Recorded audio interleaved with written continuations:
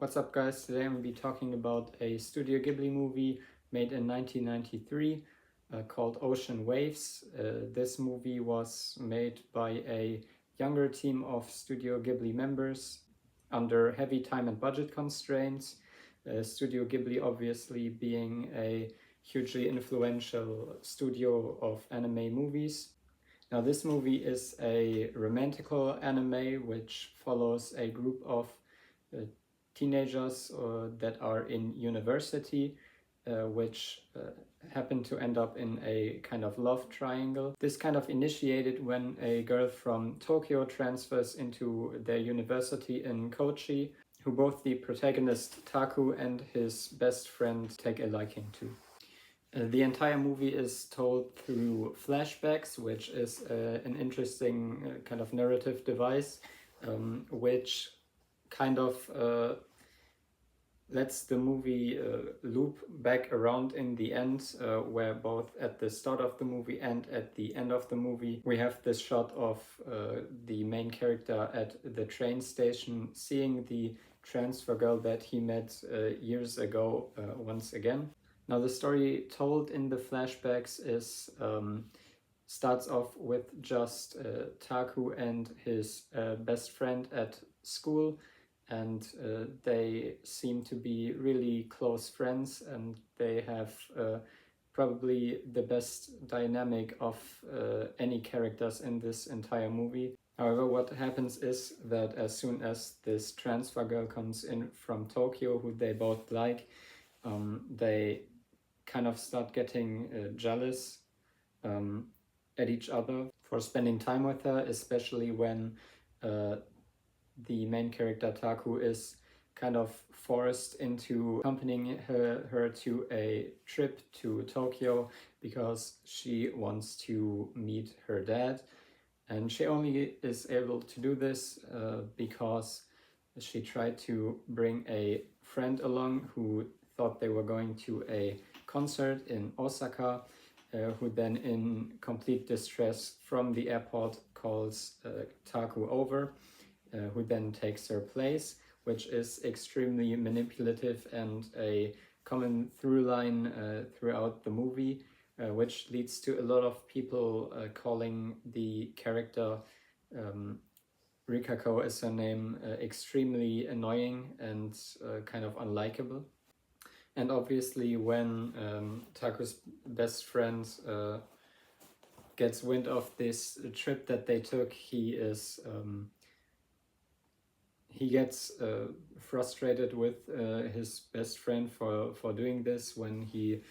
clearly knows that he does have feelings for this girl. Their friendship kind of falls apart until they meet a couple of years later after this big flashback which takes up pretty much most of the movie,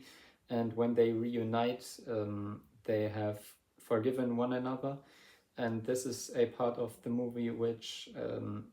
I think has the most redeeming qualities, because after this flashback it's very apparent that these characters have all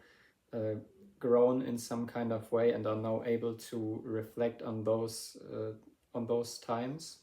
which does alleviate the flaws within Rikako's character, that she's extremely annoying, because we get the sense that while we don't get to hear an interaction between her and Taku anymore, she does relay the message that she's kind of trying to come and see him, which does give the impression that she has also grown alongside the other characters,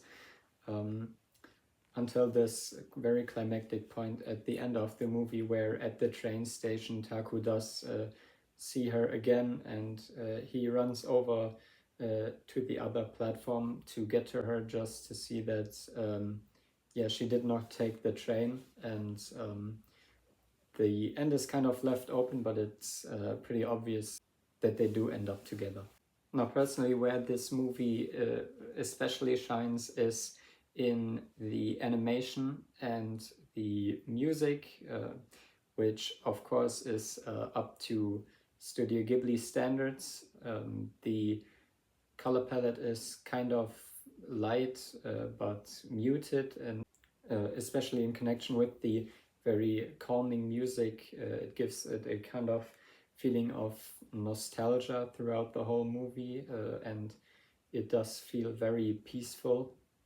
A little detail which I personally liked was that whenever a flashback or flash forward happens, the screen gets smaller inside of the frame. That was something I hadn't seen before. At a runtime of just over an hour and 10 minutes, this movie is just short enough to not get boring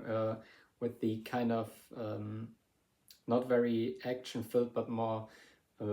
melodramatic subject matter that it portrays. So the movie does at points take its time and is not as fast-paced. I personally have to say that I also just really enjoyed the vibes of this movie. All that said, I could for sure see myself coming back to this as kind of a comfort movie, which is just in general very safe and feel good.